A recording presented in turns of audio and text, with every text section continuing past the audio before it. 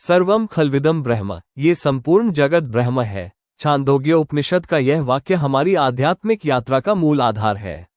मैं रमेश चौहान आपका स्वागत करता हूं एकादशोपनिषद प्रसाद के प्रथम एपिसोड में श्रृंखला का परिचय। ये श्रृंखला 11 प्रमुख उपनिषदों के दिव्य ज्ञान को सरल और सुलभ भाषा में प्रस्तुत करने का प्रयास है, ताकि हर साधक, चाहे वो विद्वान हो या सामान्य जिज्ञासु, जीवन का गूढ़ अर्थ समझ सके। प्रसाद यहाँ उस दिव्य आशीर्वाद का प्रतीक है जो हमें आत्मज्ञान की दिशा में ले जाता है। श्रृंखला में शामिल उपनिषद: ईशावास्योपनिषद, ईश्वर सर्वत्र, त्याग और समर्पण; केनोपनिषद, किसके द्वारा, ब्रह्म और आत्मा का अद्वैत; काठकोपनिषद, यम नचिकेता संवाद, मृत्यु और अमरता; प्रश्नोपनिषद, 6 प्रश्न, सृष्टि और ब्रह्म के रहस्य; मुंडकोपनिषद, अपरा व परा विद्या, मोक्ष का मार्ग; मांडुक्योपनिषद, ओंकार और तुरीय अवस्था; तैत्तिरीयोपनिषद, 5 कोश, आनंद का स्रोत; ऐत्रेयोपनिषद, सृष्टि का उद्गम, ब्रह्म से संबंध; श्वेताश्वरोपनिषद, भक्ति और ज्ञान का संगम; छांदोग्योपनिषद, उपासना व आत्मज्ञान का समन्वय; बृहदारण्यकोपनिषद, आत्मा, ब्रह्म और मोक्ष के गूढ़ रहस्य। विशेषताएं: सरल हिंदी में प्रस्तुति, प्राचीन ज्ञान को आधुनिक जीवन से जोड़ना, प्रत्येक खंड में व्यवहारिक आध्यात्मिक अभ्यास। समर्पण: ये श्रृंखला उन सभी साधकों को समर्पित है जो सत्य, आत्मज्ञान और मोक्ष की खोज में निरंतर प्रयत्नशील है, और उन गुरुजनों को जिनकी कृपा से यह यात्रा संभव हुई। प्रिय श्रोताओं, एकादशोपनिषद प्रसाद केवल ग्रंथ नहीं, बल्कि आत्मा की यात्रा है। अगले एपिसोड में हम प्रवेश करेंगे ईशावास्योपनिषद प्रसाद के दिव्य ज्ञान में। ओम शांति शांति शांति। आज हमारे सामने रमेश चौहान की पुस्तक श्रृंखला एकादशोपनिषद प्रसाद है। इसके कुछ शुरुआती अंश हैं, भूमिका और प्रस्तावना। हाँ। और इनसे लगता है कि इसका उद्देश्य है जो 11 प्रमुख उपनिषद हैं उनके ज्ञान को बिल्कुल सरल भाषा में समझाना। हाँ बिल्कुल। और उपनिषदों का दर्शन तो अक्सर आप जानते हैं काफी गूढ़ माना जाता है। सही कहा। तो ये श्रृंखला उसे आम पाठक तक सुलभ बनाने का एक प्रयास लगता है।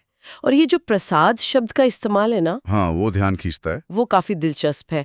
ये एक तरह से संकेत देता है कि लेखक इस ज्ञान को एक भेंट या जैसे कोई आशीर्वाद हो उस तरह से देख रहे हैं, जो शायद आत्मसमझ या जीवन के रहस्यों को समझने में मदद कर सकता है। अच्छा, तो इसमें कौन कौन से उपनिषद शामिल है? स्त्रोत में कुछ नाम तो हैं: ईशावास्य, हाँ, केन, कठ, प्रश्न, मुंडक। हाँ, मांडुक्य, तैत्तिरीय, ऐत्रेय, श्वेताश्वतर, छांदोग्य और बृहदारण्यक।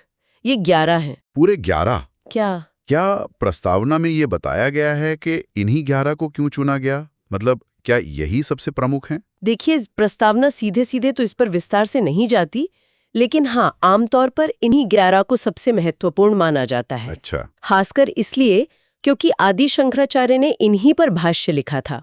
तो लगता है ये श्रृंखला भी उसी परंपरा को आगे बढ़ा रही है। समझ गया। और इसमें हर उपनिषद के अपने खास विषय का भी जिक्र है शायद, जैसे आपने कठोपनिषद का कहा। हाँ बिल्कुल। जैसे कठोपनिषद में वो यम और नचिकेता का प्रसिद्ध संवाद है, मृत्यु और आत्मा के रहस्य पर। हर एक का अपना एक केंद्रीय विचार है। और इस सिर्फ एक तरह का अनुवाद या समरी नहीं है, है ना? स्रोत बताते हैं कि इसकी कुछ खास बातें भी हैं। सही, ये उससे आगे जाने का दावा करती है। 3 मुख्य बातें नजर आती हैं। क्या है वो? एक तो सरल और सुलभ भाषा, वो तो है ही। दूसरा, जो प्राचीन ज्ञान है उसे आज की जिंदगी के संदर्भों से जोड़ना, ये जरूरी है आजकल। हाँ। और तीसरा, व्यावहारिकता पर जोर। ये सिर्फ दार्शनिक बातें न होकर कुछ ऐसा बताने की कोशिश है जिसे लोग अपनी रोजमर्रा की जिंदगी में इस्तेमाल कर सकें। लेकिन ये सरल भाषा और आधुनिक संदर्भ का लक्ष्य तो आजकल बहुत सी आध्यात्मिक किताबें रखती हैं। क्या प्रस्तावना में कुछ ऐसा है जो बताता हो कि ये श्रृंखला इसे किसी खास तरीके से करेगी? कुछ अलग है इनकी अप्रोच में?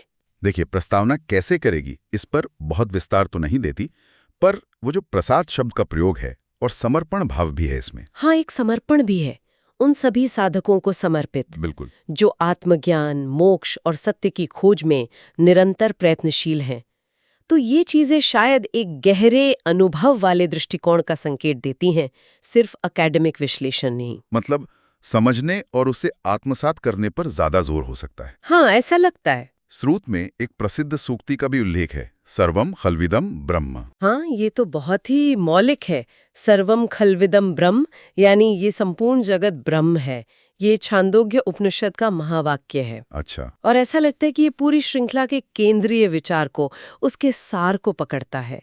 अगर सब कुछ ब्रह्मी है, तो शायद ये किताब पाठक को दुनिया और खुद को उसी एकता के भाव से देखने के लिए प्रेरित करना चाहती है, ताकि ये सिर्फ एक बौद्धिक विचार ना रहे। हाँ, बल्कि एक अनुभव बन जाए। तो कुल मिलाकर इन शुरुआती अंशों के आधार पर देखें तो एकादशोपनिषद प्रसाद एक काफी महत्वाकांक्षी प्रयास लगता है।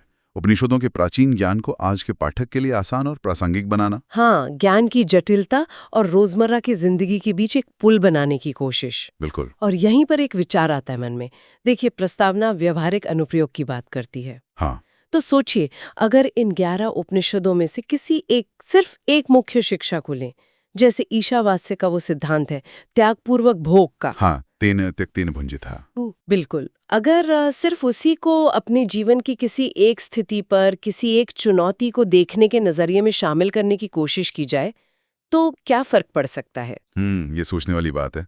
दृष्टिकोण में बदलाव। हाँ, इस पर विचार करना शायद सार्थक होगा।